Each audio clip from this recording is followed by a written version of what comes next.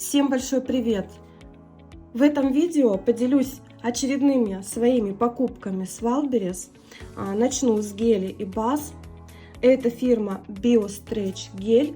Много про нее слышала, сама ни разу с ней не работала и решила взять на пробу. У меня будет 2 базы и 2 баночки геля. Так как я с этой фирмой не знакома, то обязательно в этом видео протестирую эти материалы. Начну, пожалуй, с баз. 2 вот таких базы, они обе эластичные.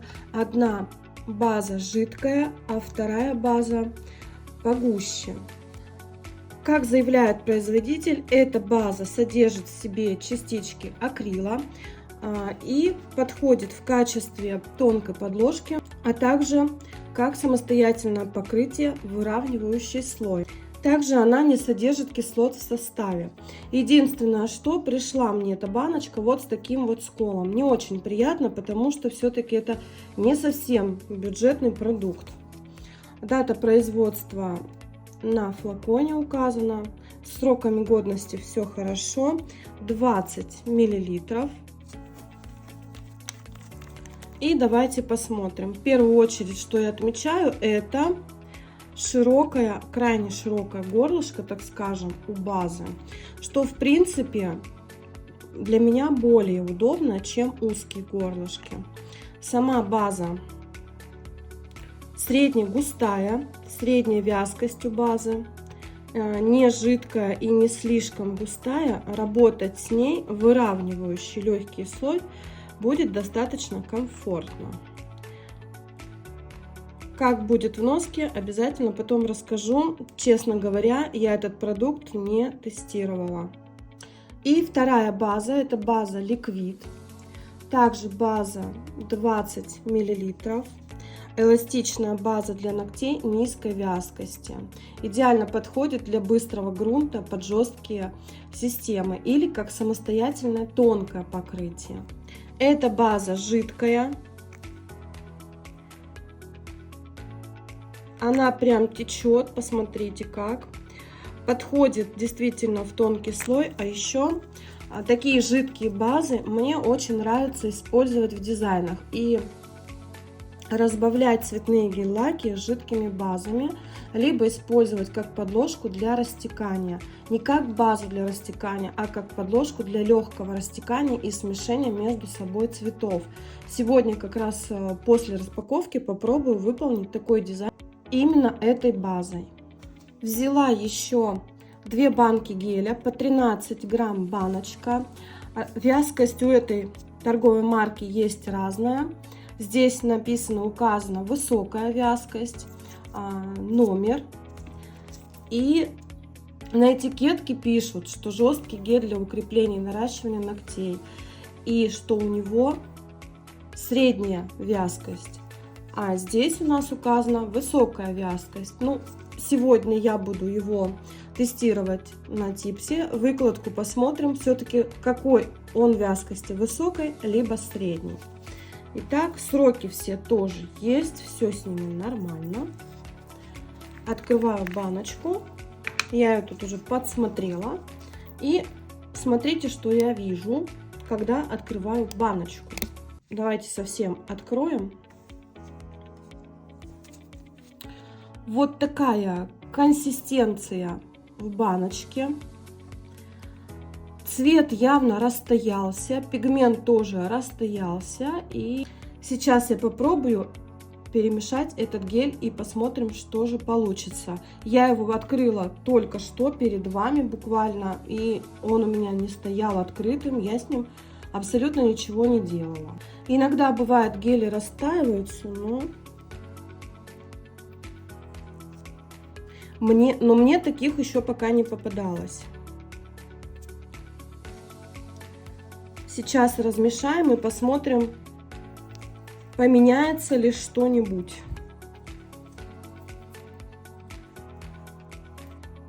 Ну, слушайте, пигмент перемешивается, консистенция становится однородной.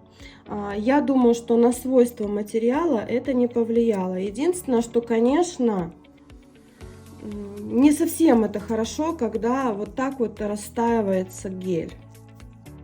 принципе, я ничего такого ужасного, смертельного в этом не вижу. Вот я перемешала, и все стало однородно.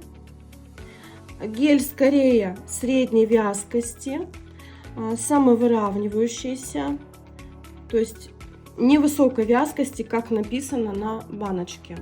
Консистенция у него приятная, скорее всего, выкладываться он будет комфортно. Следующий цвет я взяла также гель высокой вязкости. Жидкие гели не совсем мне комфортны в работе, потому что они успевают растекаться и убегать. Это номер 15. Здесь видим, что цвет не расстоялся, никак не изменился. И все с ним очень даже хорошо. Цвет такой приятный, бежево-карамельный. Также нюдовый оттенок. Консистенция такая же, как и у предыдущего. Гель средней вязкости, самовыравнивается. И достаточно приятный, комфортный. В выкладке будет самое то. Я такие гели очень даже люблю. Также такой бежевый оттенок. Я сейчас покажу вам отличия. Вот так они выглядят. Это номер 1, это номер 15. Кстати, наклейка на баночке цвета совершенно не совпадает с содержимым в баночке в самой, да, с оттенком. Начну сразу же с теста базы. Посмотрим ее свойства, насколько она эластична, потому что производитель заявляет, что это эластичная база. Буду наносить средний слой на полипалитру. В данном случае полипалитру мне заменяет бумажка шаблон от формы. Рядом нанесу базу ликвид в тонкий слой, потому что продавец пишет, что ее нужно наносить в тонкий слой. И просушу. Сняла липкость. Первая база нагревается в лампе. Сушила я 1 минуту. Вторая тонкая база нагрева не ощущалась. Итак, снимаю базу и посмотрим, что мы здесь имеем. Средний слой, посмотрите. Я ее сжимаю. Давайте обратно. По сгибу, сгиб у нас не белеет. Попробуем покрутить. Слушайте, ну достаточно эластичная база на самом деле. Очень хорошо мнется. Каких-то белеющих мест я тут не вижу, а это значит, что она реально эластичная. Она не хрупкая, не жесткая. И, девочки, сломать ее я никак не могу, никаким образом. Вот, смотрите. База Кьюти, кстати, у меня ломалась быстрее, чем эта. Ну вот, все-таки получилось ее порвать, но очень эластичная база. На проверку очень неплохо. Дальше тонкая база. Я ее сгибаю. Я ее наносила в тонкий слой. Все по инструкции делаем. Опять пытаюсь ее всяко-разно согнуть, смять, да, прилагая прям явные усилия. Но совершенно она не рвется, даже в тончайший слой. Тут даже миллиметр нет, тут полмиллиметра вообще.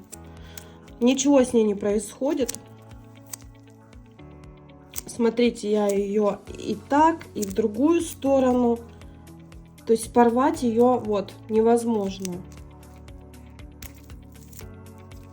Не получается, девочки, не рвется она. Действительно очень эластичный материал. Ну, тест пока что на 5 с плюсом он прошел. Вот, не могу ничего с ней сделать. Даже в очень тонкий слой. Следующими протестируем таким же образом гели. 15 выкладываю и потом 1. Заодно на пекучесть сразу же пройдем тест. Выкладываю такой слой, знаете, как при выравнивании, например. Хотя написано, что эти гели подходят для моделирования и должны держать арку. Посмотрим. Значит, а это значит, что это жесткий материал, который должен хорошо поджиматься.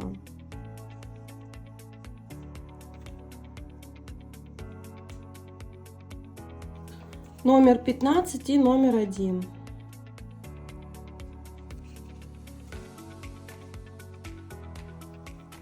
Но цвета, конечно, очень красивые, девочки. Для камуфляжных, нюдовых идеально будет под френч.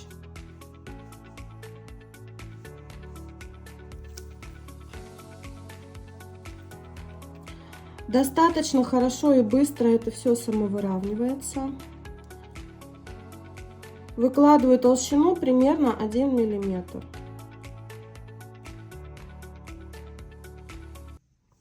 Выкладки приятные, кстати.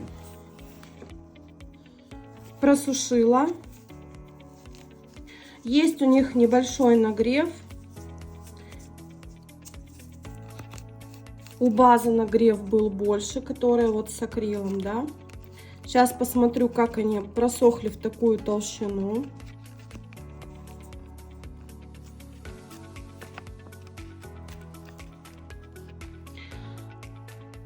Слегка не просох почему-то. Этот гель тоже очень странно, но не просохли. Просушила я обратную сторону, видите, слегка не просохший материал был. Значит, сушить нужно, я сушила 1 минуту, значит, попробую просушить потом еще 2 минуты. Может быть, им нужно просушку 2 минуты, я сушила 1. На баночке посмотрела, обратила внимание, производитель не указывает время просушки. То есть здесь его нет. Поэтому методом эксперимента и ваши лампы, и материала протестируйте на всякий случай этот гель. То есть в моей лампе, скорее всего, его нужно просушивать 2 минуты. Теперь посмотрим на жесткость. Ну, материал достаточно гибкий. Он легко сгибается. Скорее всего, он будет разжиматься, и арку держать он не будет. Вот на данный момент я его согнула, он обратно разжимается. Это не совсем жесткий материал. Материал гибкий на самом деле. Развернем в другую сторону. Видите, он очень легко сгибается. Вот. И также разгибается. Теперь я его помну. Позгибаю. Слушайте, это сильно гибкий материал, я бы сказала. Похож, кстати, на базу. Только он жестче, чем база, но достаточно эластичный. Я такой гель отнесу к эластичным гелям, которыми можно укреплять ногти и выкладывать небольшую длину свободного края, где не требуется явного поджатия, потому что такой гель у вас будет разжиматься. Вы нанесете, вы опилите, ваша арка разъедется, это 100% просто. Но по гибкости, по эластичности, смотрите, материал хороший, то есть он тянется, он не ломается, он не хрупкий. Вот видите, очень эластичный материал. Сломать его невозможно, потому что он гнется хорошо. По гибкости класс, по жесткости нет, это не жесткий гель. И проверяю также второй. Это номер 1. Здесь, девочки, то же самое. Вот. Он хорошо сжимается, не ломается. Смотрите, я его сгибаю, отпускаю пальцы, и он начинает обратно полностью разжиматься. Такой материал 100% не будет держать ваши там арки. Особенно это касается длинных ногтей. Но по эластичности он мне понравился. Делаю вывод для себя, что эти гели эластичные, средней вязкости, хорошо самовыравниваются. В моей лампе, скорее всего, просушка будет 2 минуты. Не держит арку, идеально подходит для укрепления ногтей, для донаращивания короткой длины. Следующая покупка — топ без липкого слоя от торговой марки Серебро. Я его не первый раз покупаю, мне он очень нравится, сохраняет блеск, достаточно жидкий, без липкого слоя. Для довыравнивания такие топы не подходят. Такой топ идеально ложится в тонкий слой на идеально ровные ногти. Тестировать я его не буду, потому что я им уже работала. Этот топ мне нравится. Показывал в носке себя отлично неоднократно. Следующая покупка — это многоразовые верхние формы для моделирования. Форма арочный квадрат в коробочке 120 штук, фирма Foxy Эксперт. Первый раз беру этой торговой марки формы, ни разу не брала. Открою, посмотрю. Вот такая форма. Продольная арка в принципе прямая. Часто есть у формы квадрат здесь прогибы. Здесь такого явного прогиба я не вижу. Дальше разворачиваем. Пластик, я бы сказала, толстоват. Иногда это не совсем удобно бывает в работе. Тонкий пластик. С тонким пластиком работать, конечно, комфортнее. И посмотрим в профиль. Есть достаточно места для выкладки материала внутри, но все равно я бы ее использовала не как самостоятельное покрытие, а немножечко с отступом и с легким докладыванием материала у кутикулы. С параллелями тут все нормально. Вот я сейчас показываю, есть там место для материала. По размеру мне эта форма встала хорошо. Единственное, что пластик толстоватый. И кто не работал с верхними формами или мало с ними знаком, будет немножечко сложновато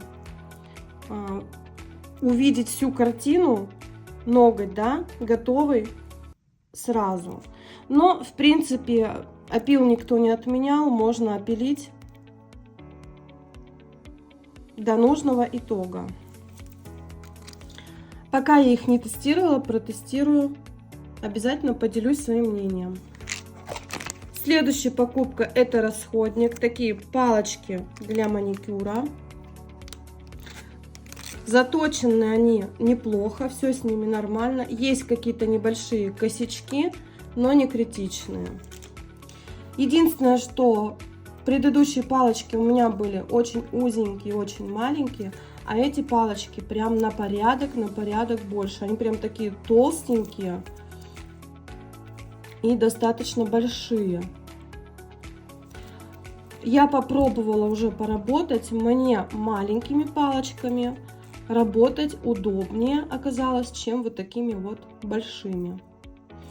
Потому что такая палочка залезет в любой микроуголочек, поднимет все. В отличие от такой большой палочки, не совсем удобно работать в некоторых труднодоступных местах. Но в целом палочки хорошие. Палочки как палочки, просто крупные. На этом покупки мои закончились. И сейчас я хочу протестировать эту базу и сделать с помощью нее дизайн. Для дизайна буду использовать типс, перекрытый в черный цвет. И хочу сделать растяжку неоновыми цветами. Для того, чтобы неоны смотрелись ярче, как подложку под рисунок я нанесу белый цвет номер 140 от Foxy. Сразу кисточкой с флакона наношу я тонкий слой туда, где бы мне хотелось, чтобы у меня был дизайн.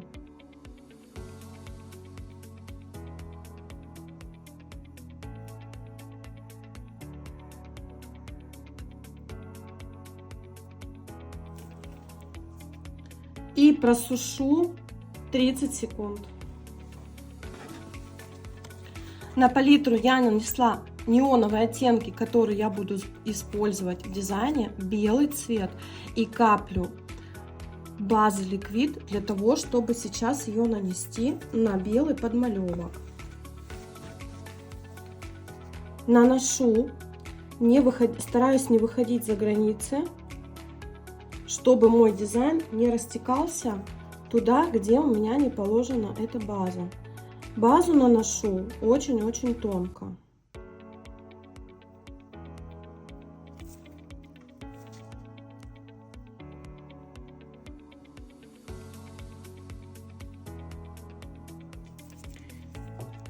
И отставляю в сторону. Дальше мне понадобится кисть для градиента. Я ее промыла. Вот так вот немножечко ее подраздвину.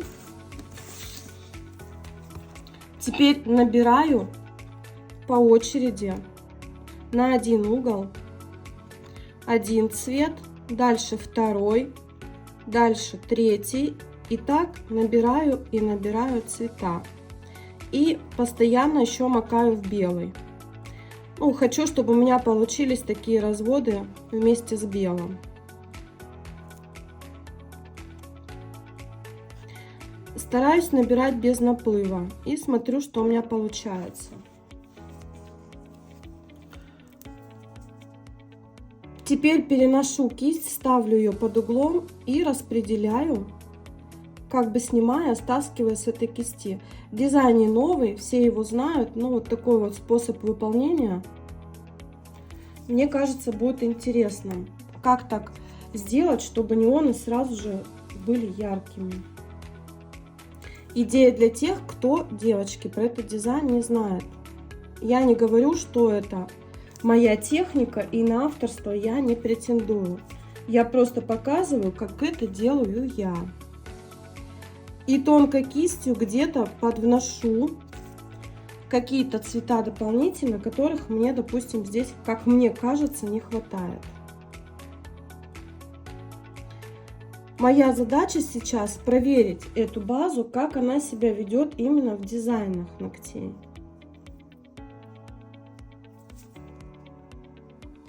Сделаю кантик поярче. И за счет того, что, видите, я тонкой кисточкой прошлась базой по белому подмалевку, мой дизайн за края, за границы никуда не вытекает. То есть он будет стоять и распределяться только в этой области. Толщины при этом никакой нет. Главное наносить очень тонко гель-лак. Жду, пока растечется, и сушу в лампе. У меня есть вот такая краска. Это краска от P&B. Она с эффектом металла. Вот такая вот густая красочка. Красочка здесь отстаивается. Я ее сейчас перемешаю. Она у меня стояла. На нее много отзывов. Заодно хочу проверить, остается ли эффект металла после того, как она у меня постояла немножко. Ее обязательно нужно перекрывать топом. Сейчас я ее перемешала. И давайте нанесем как декор к нашему дизайну. Дополню дизайн. Отлично работает, кстати, база вот эта в дизайне. Очень хорошо, плавно все перемешалось. И я сейчас проведу тонкие линии, сделаю кантик. И в идеале у меня должен остаться эффект металла будет. Признаюсь честно, я ее давно не брала. Пару месяцев она у меня простояла без дела.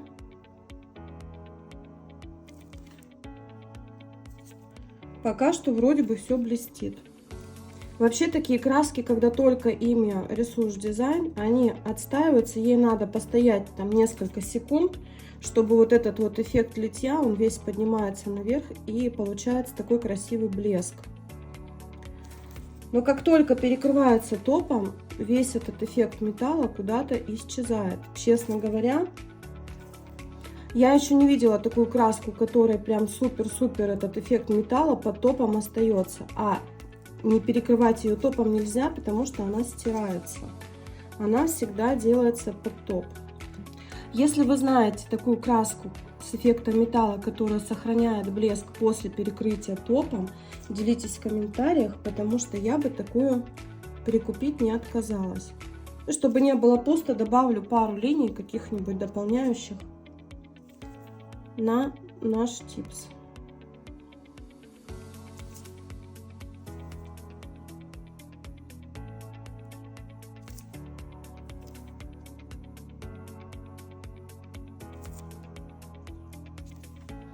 Просушу и перекрою топом.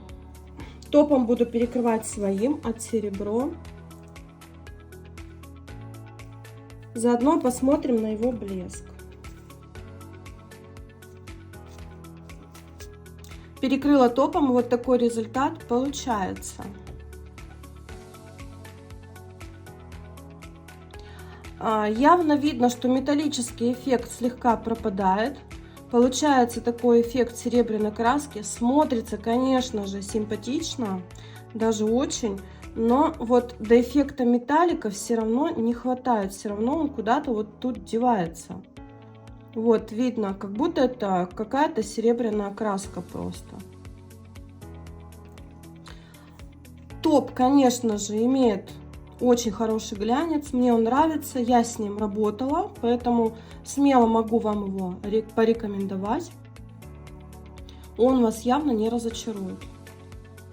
Как сработала база Liquid в дизайне, мне тоже очень понравилось. Буду ее использовать не только в покрытиях как подложку, но и в дизайне тоже. Я надеюсь, что вам был мой обзор полезен, интересен. Жду обязательно ваших лайков, комментариев. Подписывайтесь на мой канал. И, конечно же, увидимся. Всем пока!